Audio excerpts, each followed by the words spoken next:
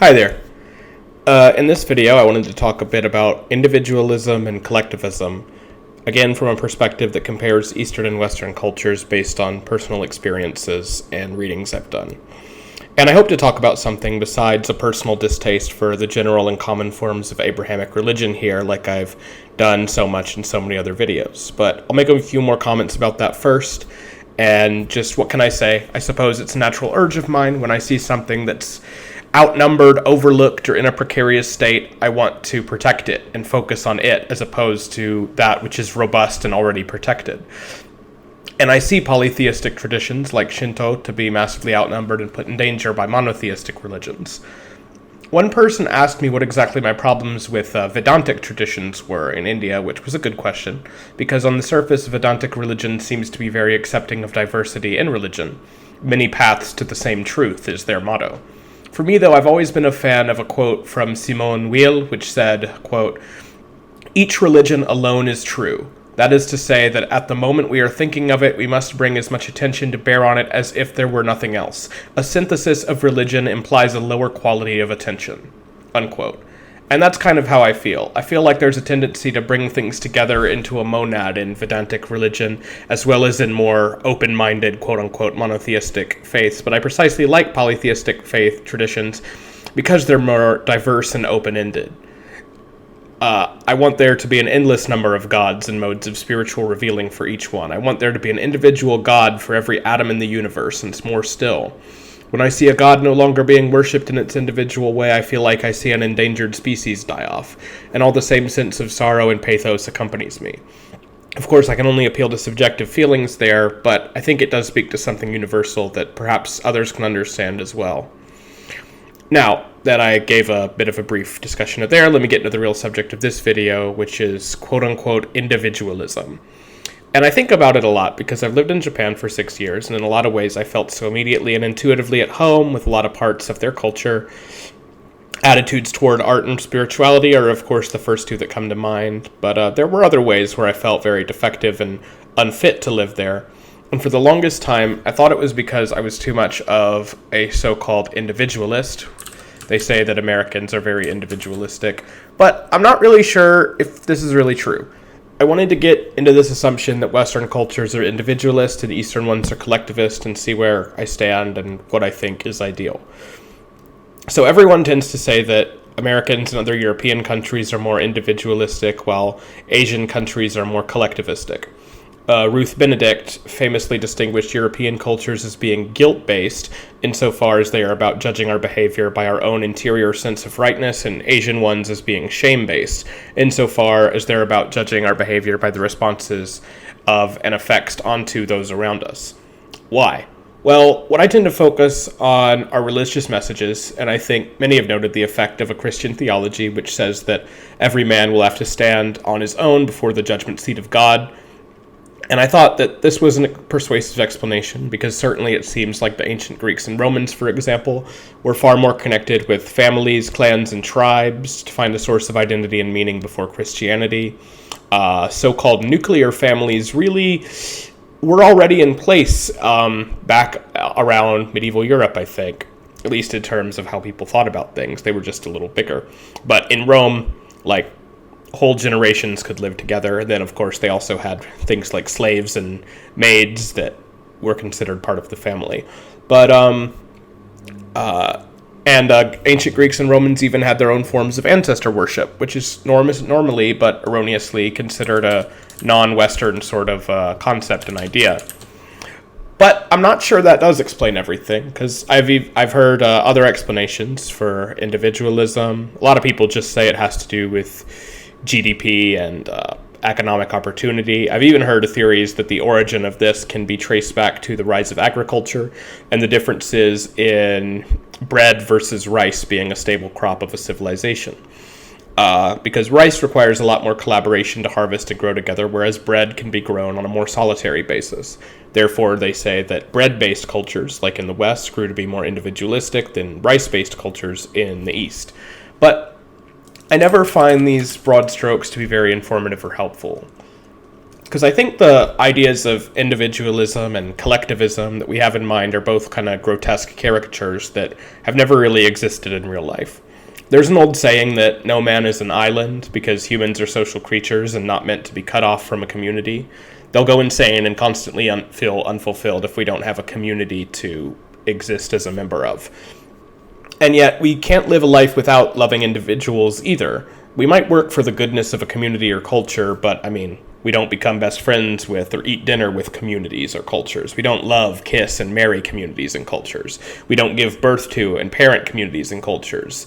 We do all that to individuals. What we see before our eyes is never a community or culture, but only individuals. So I don't think any culture is divided over valuing individuality versus collectivism. I just think it's about how and where it's expressed. So the stereotype I always get, and what I had the hardest time understanding for a while, is that East Asian societies are drones and have no individuality, and if Asian people try to be distinct, they're punished, and they're like insects who can only think and work collectively, and would rather seppuku themselves before disagreeing with anything their boss or parents want them to do. So I think this is an image that doesn't see the whole picture. I think that a better way to think of it is that Eastern societies are the ideas of who a person is highly divided, but I don't think it's always bad to be divided in that way. I think an ideal society should have citizens who know how to be divided. I think a lot of people instinctively feel that somehow dividing the way you act and what you say around different people is dishonest or makes you untrustworthy and won't promote societal harmony. But if you really look at how you act, you'll see that everyone divides themselves to a degree and that there's nothing wrong with this. When we think of how we act, the kind of words we use, the kind of jokes we make around our grandmother versus around our best friends versus around a 5-year-old, they're all different, and for good reason. If you saw your best friend on campus, you might walk up behind and give him a friendly kind of slap on the back, but it would be bad to do this to your professor. Commonly used example when talking about some stuff I'm going to mention about Eastern sources of ethics. So society's full of various discrete contexts like this based on the roles we play to each other, and being virtuous means knowing what's appropriate in each case. But I think the primary difference in a conception between Eastern ethics and Western ones is that in the East, societal roles are foundational. There's no ethical action without an understanding of what social role you're in. And that might sound suffocating, but it's actually very freeing, I think. No one ever only has one social role. We all wear a number of masks in our lives. One man is a superior to those under him at work and a junior to those above him. He's a son to his parents and a father to his children, a husband to his wife, and a friend to his friends, among others. And then there's a part of him that maybe is never expressed to anyone, or ideally is expressed through creative and cultural pursuits that allow these inner areas to find expression. Now, the important point is not that there's a real self at the core that we deny and cover up in various ways with all these so-called fake masks. The point is that all of these together are what makes us a whole fulfilled person. A man who's nothing but his unmasked self would be as incomplete as one who's nothing but his masked self. So are these masks performative? Of course. But that's what society's supposed to be, a beautiful performance that we all make function together by playing our multiple roles. And how we perform in all of those roles we both choose and have allotted to us is what makes us who we are. So it's said that the golden rule, treat others how you want to be treated, is the closest thing to universal ethic across all of humanity, kind of foundation of human rights. But I've also heard it said that in Japanese there is no word for hypocrisy. Essentially, hypocrisy meaning the action of practicing what you do not preach or preaching what you do not practice. Because hypocrisy is essentially just treating others how we wish to be treated, and I felt that it's difficult for me to conceive of a country with no concept of hypocrisy, because to me that's kind of the foundation of being an ethical person, is treating people how you want to be treated. But I do see echoes of it in some Confucian texts and think that that has to have some influence in Japan and other parts of East Asia, which also probably lack a similar word. I'll reference Confucius a lot here, but I do want to make it clear that I'm speaking broadly because I know that Confucianism has existed in Japan but hasn't really had the sweeping influence in all of society that it did in China and Korea, for example, but I see many parallels. So there's a quote in the Doctrine of the Mean in chapter 2, verse 13, which goes, quote, "Devotion and reciprocity are not far from the Tao. If you would be unwilling to have something done to you, do not do it to others. There are 4 aspects to the Tao of the gentleman. Not one am I able to fulfill. To serve my father with that which I seek from my son, I cannot do it. To serve my ruler with that which I seek from my subordinates, I cannot do it. To serve my elders with that which I seek from my juniors, I cannot do it. To first practice towards my friends what I seek from them, I cannot do it." Unquote. And it might seem to read almost the same as the more traditional statement of do not do unto others what you would not have done unto you, that figures like Jesus in the Gospels say. But there's something important about the shift he makes to social roles.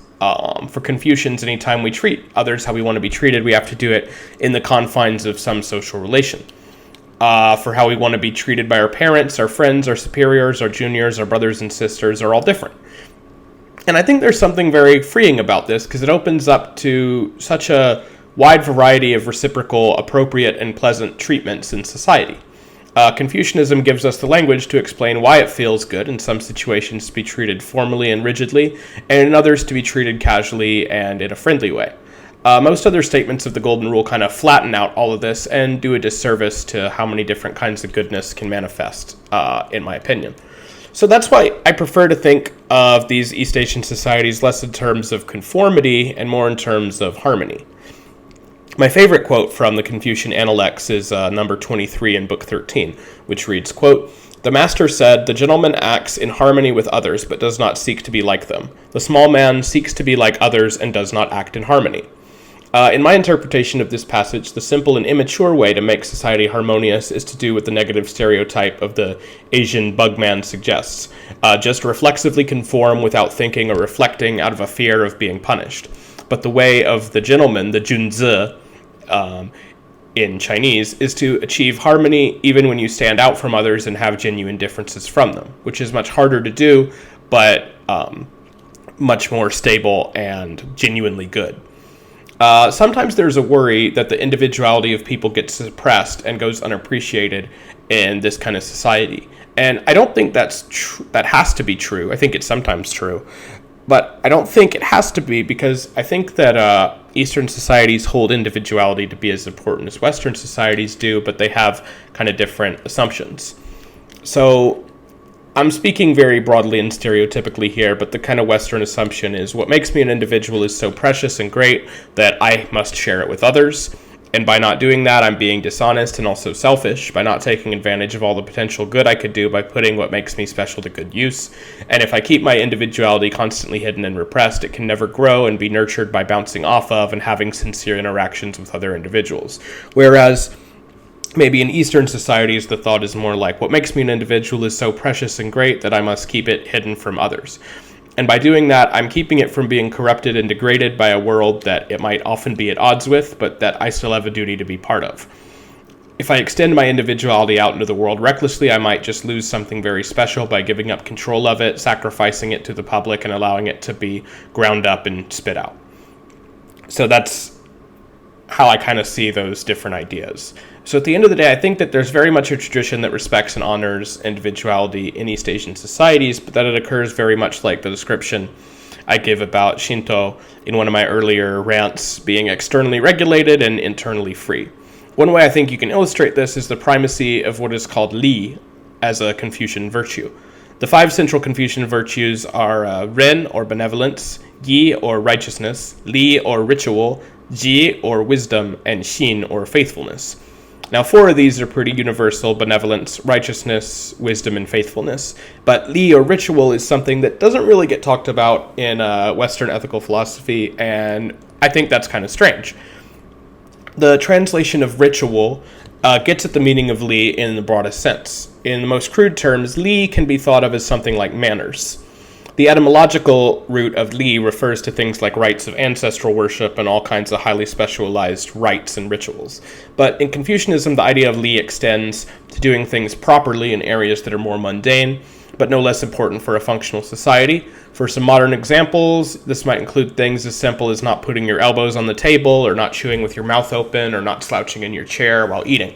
But it also includes issues of being proper, like wearing a uniform at a high school, or a suit in a business setting, or morning clothes at a funeral, or something like that. This attention to the externality and appearance of the ethical actions is something very alien to most Western ethical systems, but at the same time it is a mistake to think of Li as something being purely external.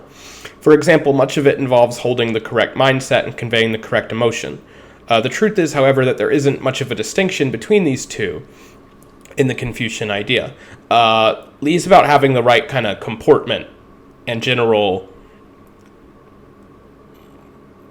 comportment is the best term I can think of because it doesn't really have a distinction between external or internal. It's a term I'm borrowing from Heidegger. But if you're a soldier leading a procession for victims of war, for example, you should have both the right posture of body and physical appearance and tone of voice, gait, but also the right mindset. And in Confucianism, these two things are linked, and they're both part of having the correct comportment towards action and duty. For a quote from the Doctrine of the Mean, chapter 7, verse 27, quote, "Hence the gentleman honors his virtuous nature and takes learning as his Tao. He extends to the broadest expanse and exhausts the essence of the minute. He reaches to the pole of the high and bright and takes the mean in action as his Tao. He breathes warmth into the old and understands the new and is deeply sincere in his exaltation of Li. Thus, when he occupies the superior role, he is not arrogant, and in the inferior role, he is not insubordinate. When the state possesses the Tao, his counsel can raise it up high. When the state does not possess the Tao, his silence can accommodate it." Unquote. But just to remind ourselves, there may not be a internal-external distinction to the comportment of Li, but there is a distinction between what is done and how it is done.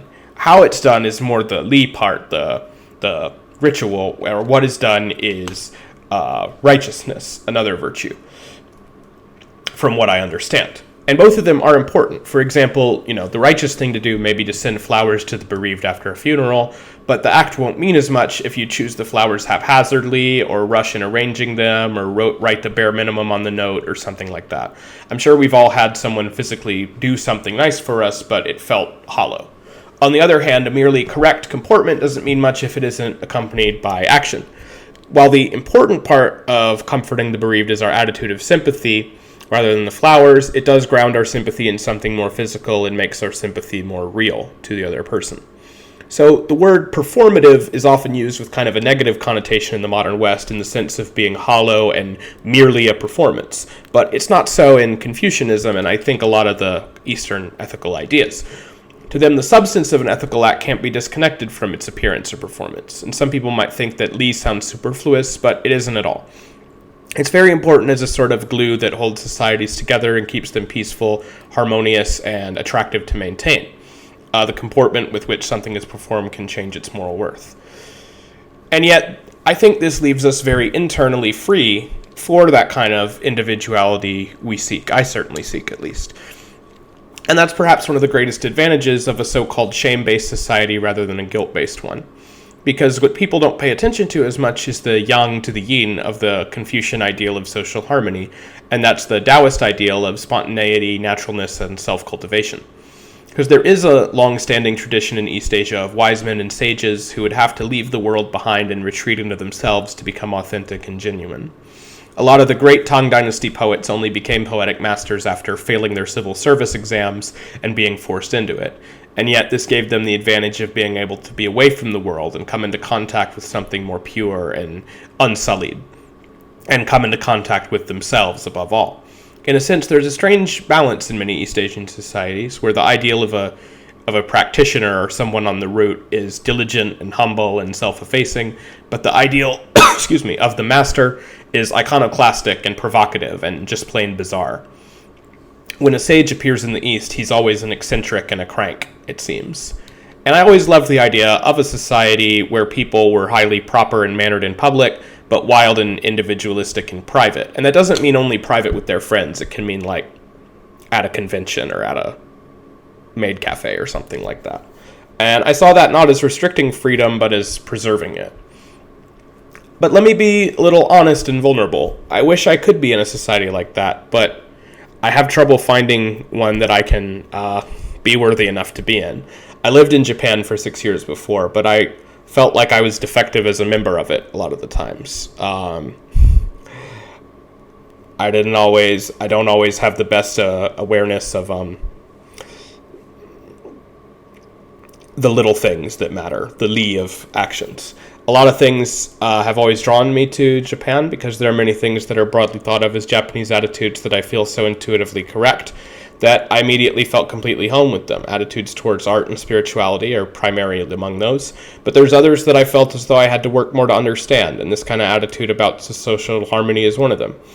I don't usually talk a lot about my own background, but I had a pretty abnormal upbringing. I was homeschooled until the age of 13, and it wasn't for religious purposes. People always assume that if you were homeschooled, it was because your parents were religious nutcases or something, if you're in the U.S., but mine were quite the opposite.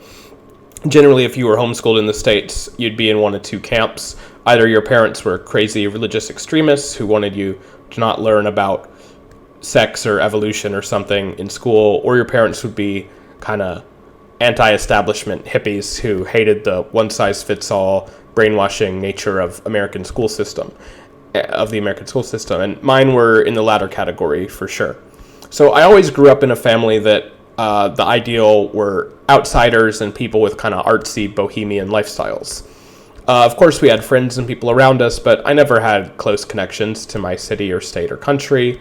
I viewed those with suspicion and disdain, if anything, and my left-leaning parents encouraged me to be opposed to and stand against things like the Iraq War.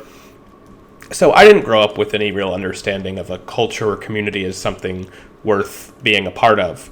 That was one of the things that really created a kind of fascination with, and interest in other countries, languages, and cultures. When I was a kid being homeschooled, my mother would always take me to the library in our neighborhood, and I'd find some book about a random country I'd never heard of, and I'd just read and be fascinated about how different things could be in different parts of the world. I was always fascinated reading about naked tribes living in the jungle in places like Africa or South America, and wished that I could just escape and live like that sometimes. And I became interested in Japan around this time too, and eventually started learning a language, because I always wanted to learn some language or another. And when it came to music and movies, I liked ones from Japan the most, and I liked their food and thought that their women were attractive. I wasn't much of an otaku back then, actually. I actually became more interested in anime and games after starting to learn Japanese, rather than before, which seems to be opposite the way it is for most of us. So that was how I grew up, and I guess you could call that pretty individualistic. I was never interested in trends or broader cultural standards of the area I lived in. I discovered stuff on my own and thought through and intuited what felt right to me. I was never arrogant about it, but I often felt I was very against what was normal for people in the US. And yet, I always did feel a bit lonely like this. I just stayed by myself, waiting for a community where I could lose myself and become part of a group of people with the same values, but I couldn't find one. I went to a small school with no clubs, and I didn't like clubs anyway. My parents always tried me to get to do some after-school activity while I was homeschooling, like playing an instrument or learning a sport, but I begged to stop immediately after starting every time, and they accommodated. So my only friends were ones who were family friends who I'd known since I was a baby, and a few others who I met in homeschooling groups. These were eventually replaced by friends with similarly nerdy interests who I met at the private high school I went to, who are still my best friends today and who mean the world to me. But our method of friendship hasn't really changed since adolescence. We just kind of go to each other's houses and play games or watch anime together or something. It's basically like we're still in high school. And of course, in the US, high schoolers actually go to each other's houses to hang out a lot. I don't know if this is true with everyone there, but in Japan, according to my experience, there isn't really a culture of just kind of hanging out at each other's private residences. It has to be in a public place, like an after-school club or a family restaurant or a karaoke booth or a love hotel, because yes, even having sex is more casual than going to someone's home. And that felt lonely to me, because a lot of the time I can't feel like I can really be myself in public, and that's what I want to do most with someone. So I've been isolated with no real connection to any tradition since I was a kid, and I feel no love or attachment towards any traditions or cultures around me. So who would want to be anything but individualistic in that scenario, right? I think that American individualism is usually a case like this. It's a curse rather than a blessing. I want to be somewhere like Japan, where I could be part of a tradition and feel my way into it, but how could I do it? I don't have their ancestors. I'm not born into that world of tradition and ritual. I try to study it, but I also know that There's thousands of cases just like me around the world. People love Japan because there's real culture and tradition there, and yet it feels constantly out of our reach because we weren't born into it. Living over there was like looking at a very beautiful diorama from the outside constantly. If I live there again, I would like to add to and help preserve culture, but I have to be honest and say that I might not be up to the task because of my upbringing. So all I can do is maybe hope that I could be reborn into that kind of culture in a next life, or maybe if I marry someone from Japan, but who knows if that will ever happen. So until then, I try to replace that with a kind of culture that's online here that hopefully I can become one part of, waiting for a culture worth collectively living in. So thank you all for listening for that reason too, and I hope you have a nice day. Thank you. Bye.